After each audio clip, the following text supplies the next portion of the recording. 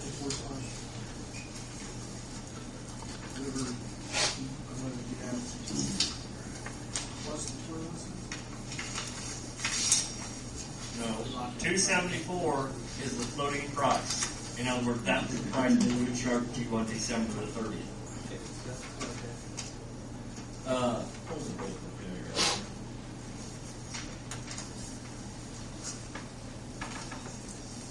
And that day, the rack price when they picked it up was $241.87. That rack price changes continuously. So in other words, it's more or less an escalator, de-escalator clause. It floats with the market continuously. The 21-cent premium you would pay would make $295.87. That's based on locking it in for the entire year. Question. That's the thing we have to. That's where the point of contention comes in: is do we lock it in and pay the 21-cent premium over what the cash price was today? There's always a premium for you to lock that fuel cost in throughout the year. Which would be then how much? 21 more cents than whatever's up on the top. 95. Right. For the 274, we don't know that formula. We don't know that.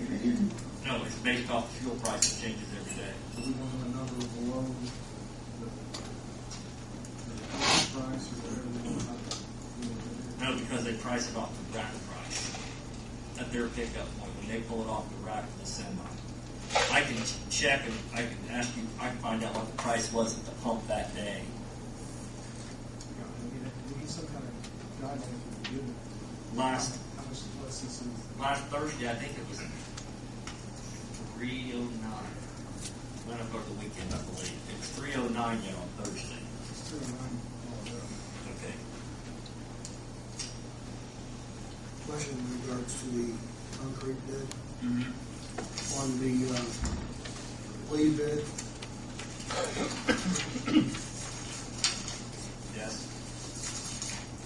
those numbers that you gave, were those per 2 cubic yard Or more. They were 2 cubic yard. Actually, they were 3 cubic yard or more, and there was a $60 surcharge per load if you brought anything smaller than that. Per load or per yard? Per load. So I'll prorate that and give you a number when I come back. Okay. Thank you.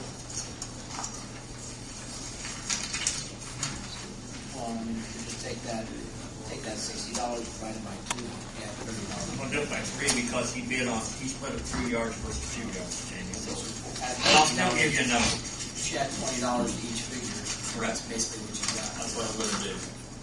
And I'll have that done in a spreadsheet here before the meeting. Thank you. Thank you.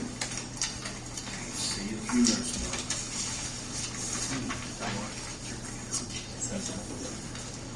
Good work.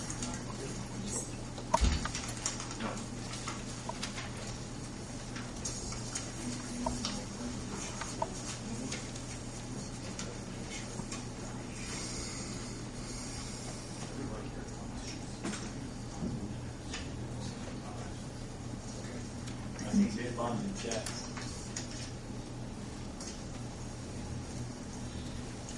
All right, next item on the agenda, I don't see Carrie Riley here, but I see Eric Spear here. In regards to the award of the Broadway Street improvement project. Hold up. Yeah,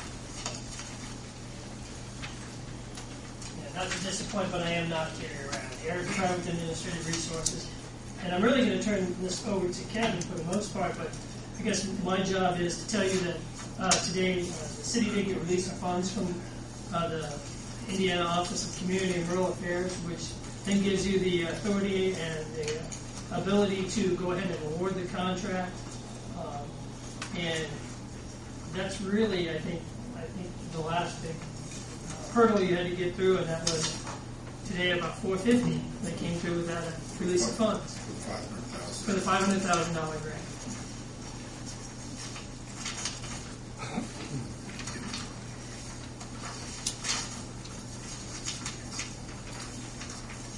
I think Kevin will give you the details of where everything else is. Yes, and what I just passed out to you was a summary of the bids that we received. We received bids on November 18th for this project. We received 4 bids. And it was a little bit up in the air who the low bidder was until we determined what alternates we were going to accept for the project. If you look at the top two lines there, Johanningman Excavating and Dave O'Mara, either one could have been the low bid depending on which alternates we chose. So after meeting with our design committee, meeting with the county, and meeting with the city council last Tuesday night, was it? We've determined that we are, what you're looking at, I should back up a minute, you have a base bid, and then we separated this into 5 alternates so we can kind of pick and choose what we wanted based on how the numbers came in. And what we've determined is we'll take the base bid, we're also going to accept alternate number 1 and number 2 for the project. Alternate number 1 deletes the site benches, and those will be put in at a later date. And it also deletes the limestone walls at the War Memorial that we talked about. So your grand total for the bid, by accepting alternates number 1 and number 2, is $668,000. The grant from Okra is $500,000. We have also received matching funds from the city, some from the county, and also the Main Street Group and the Alma Taylor Foundation. And between all of those, the money that we have covers that bid, plus our design fees for the project and ARA's grant administration fees. So that covers everything. What we would recommend tonight is that we award the project based on the city attorney's reviewing the contract between the contractor and the city, because he'll obviously have to review that before we move forward. But the bids we took on November 18th were good for 60 days. So we need to award this prior to January 18th. So that's why we're here tonight asking to award this project. And I think with that, I'll let you guys ask me any questions or anything like that that you have about anything that's outstanding on the project.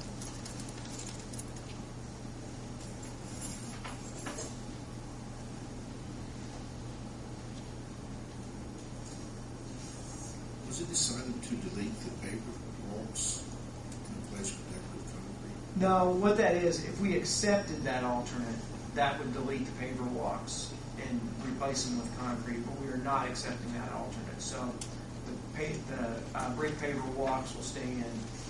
And also, by not accepting alternate number 4, the stamped asphalt stays in the project as well. So the 15 and 45 is still in. Those are still in. Because those are deducts, if we accept them, they're deducts from the base bid.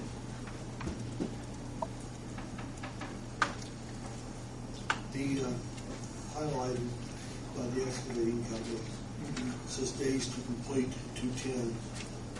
The notes at the bottom says 120 days. Which one are we going with? The 120, and that's a point of discussion that we'll have at a pre-construction meeting with Johanningman Excavating. We've had a preliminary discussion with them. They can do this project in 120 days, but we will confirm that at the pre-construction meeting, hold them to that. Because that was something that was very important for the merchants downtown, is to not be there any longer than we need to. And that's one of my question. Yes, so it will be 120 days. How much effect will this have on the businesses? It's going to affect them. We've had a meeting with all the business owners and told them what to expect.